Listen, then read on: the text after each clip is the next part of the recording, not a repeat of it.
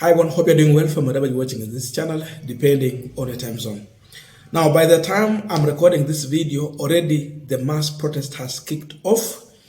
And it is not only in Nairobi, this one is across the country. So first of all, we start with the Nairobi, the capital city of Kenya, the capital city of East Africa. Definitely, it started with the live scene from Kitengela, where we have seen police helicopters patrolling the area just try and see what is going on. I'm telling you, Ruto is also deploying, every resource to try and combat the protest. But will he succeed with this?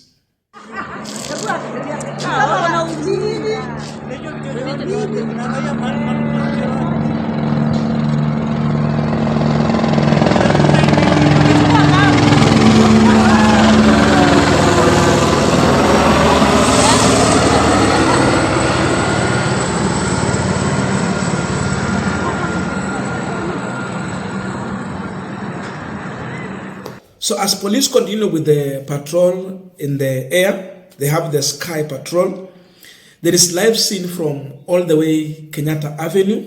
It is still in the CBD and the people are all over.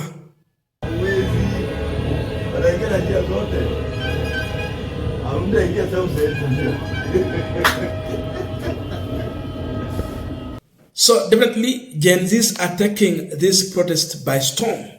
Live scene from Kariobangi roundabout.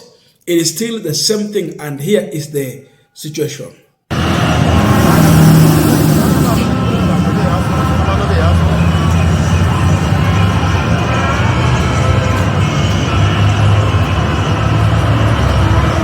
So that is it in Nairobi. Definitely in the CBD, you might think there is no protest going on. Here is the reality of things on the ground. Okay,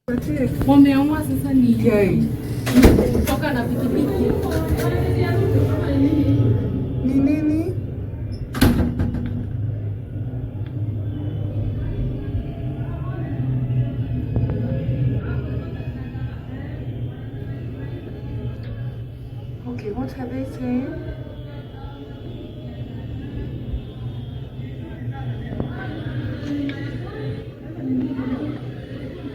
Sasa hao umetoka?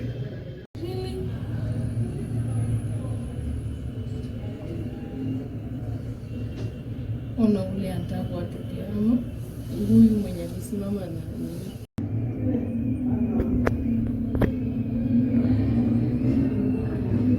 so within CBD ni watu wa Ruto ama what are they trying to communicate? Akiwacha jokes. Imagine na wago wengi tu.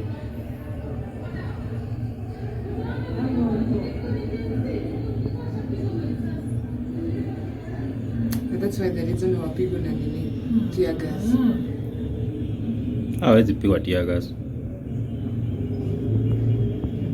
Oh, they're part of the government services.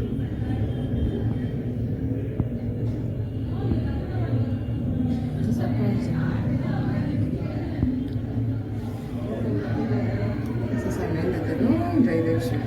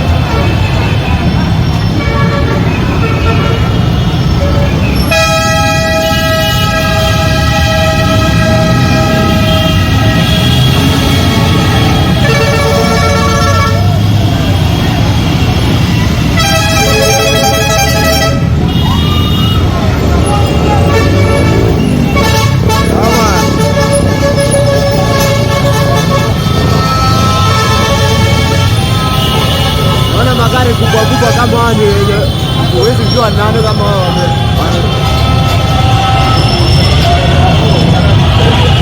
Now, as we continue with the panel discussion, just a quick request for those who are watching and you have not yet subscribed, please consider subscribing.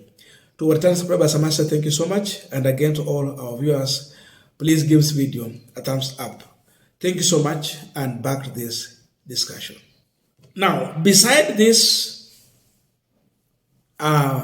organic, genuine protest, there are also other sponsored protests. I've seen individuals, carrying the rungus in their hands. Besides this, we have seen other individuals organized with placards saying that give William Ruto time. We will look into that. So remember, today there is two protests. The sponsored one by the government and the Gen Z's protest, which is organic, fearless, patless, faceless. So we'll see which one will definitely win at the end of the day. But definitely you can tell where we are heading to. It is a kind of tactics Ruto might be using because of panic and all that. But you can't stop this protest using another protest. And you are seeing the reality of things. You might, in the morning, these youth are very organized in a very different way. Sio kama ile maandamano ya Azimio ama kwingine. Hawa asubuhi hakutakuwa na kitu, utakuwa na polisi unaona, mapema, deployment everywhere. But for them, they will come out slowly by slowly, one by one, from 11, going 11:30, going to 12.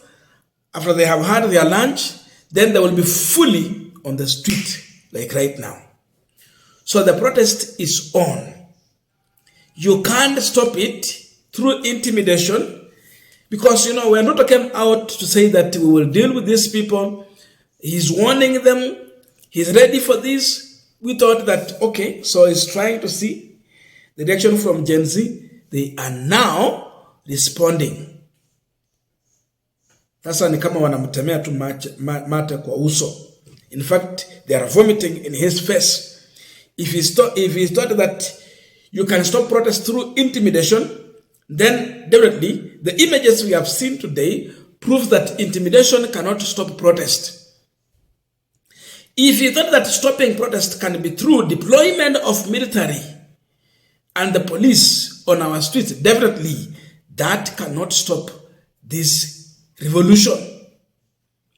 If you thought that through lies, firing and rehiring the same cabinet, it is going to stop the protest, then the issue is that it will not stop. And by the way, the situation we are in right now, if you can do your prediction, definitely we are going to have a super massive protest throughout until when Ruto will get his new cabinet.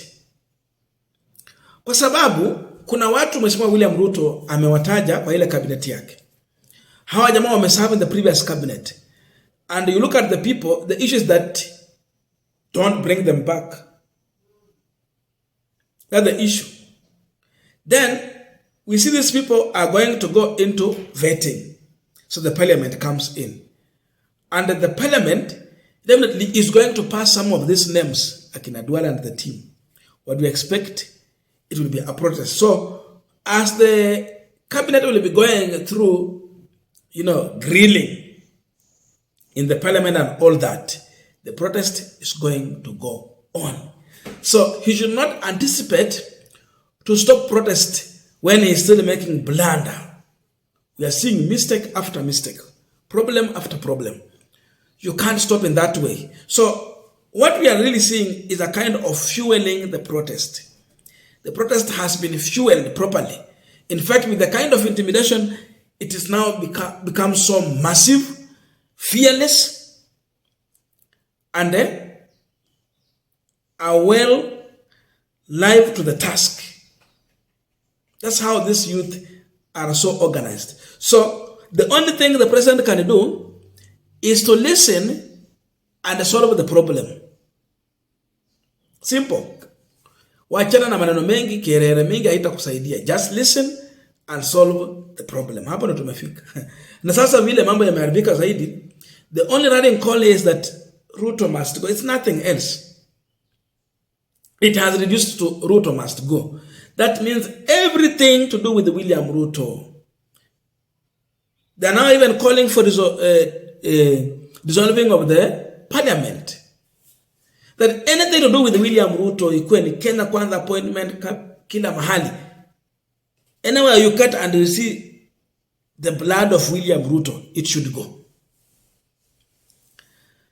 That is where we have reached. So definitely, we are now seeing a president who is using more resources to try and stop the protest than doing the simple thing, sit down and